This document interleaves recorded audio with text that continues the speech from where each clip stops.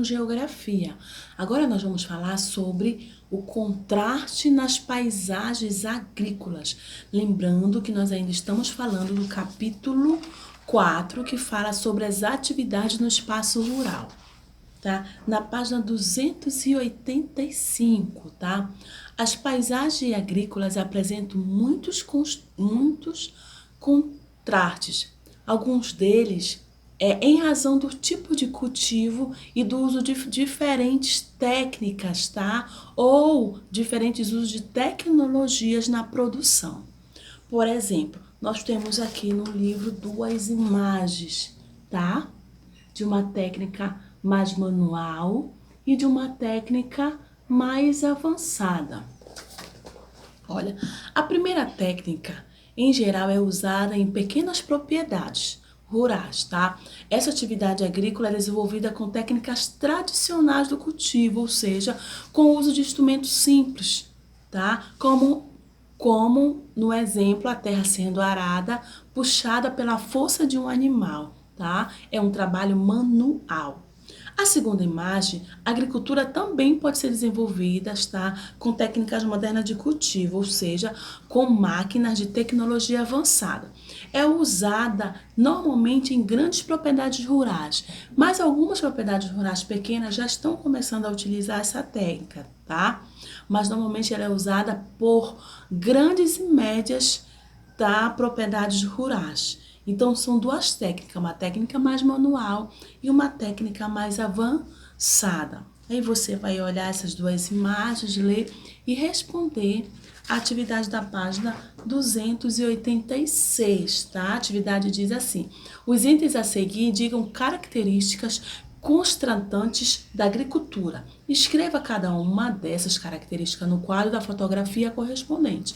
Aí você vai ler, tá? Você vai ver que, olha, você vai ler cada um desses e vai ver onde se encaixa. Se aqui, tá? Se na fotografia A, que é uma agricultura mais manual, o uso do cultivo mais... Ou aqui na fotografia B, ok? Você vai ler e vai responder. Seguindo a página 287, fala das terras indígenas e quilombolas. Olha, no espaço rural, além das propriedades agrícolas, existem áreas ocupadas por povos tradicionais, que apresentam um modo de vida muito característico de sua cultura.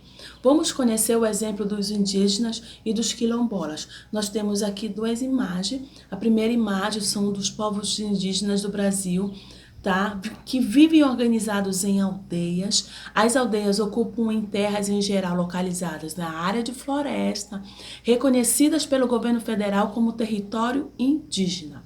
Nesse território, os indígenas têm o direito de viver e de explorar a terra por meio do cultivo de produtos, da agricultura ou da coleta de frutos, raízes e extrativismo, tá? Na segunda imagem já mostra, já não mais os indígenas, mas sim as comunidades quilombolas.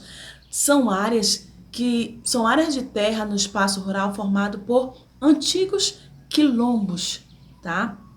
Essas comunidades estão presentes em várias partes do Brasil e são constituídas por pessoas que preservam diversas tradições e costumes herdados de seus antepassados africanos.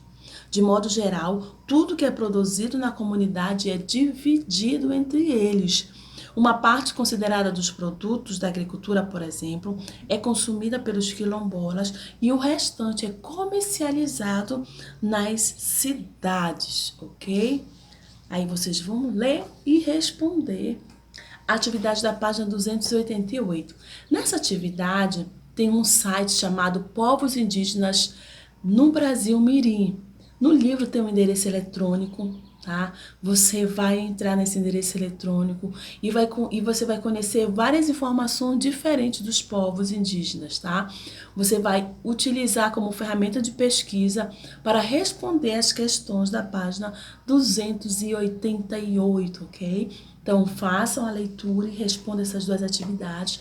Na nossa próxima aula de geografia, a gente faz a correção, tá? Mas leia, tente fazer em casa, peça ajuda para mamãe e para papai, tá? Que a gente não pode parar, tem que continuar estudando. Até a nossa próxima aula.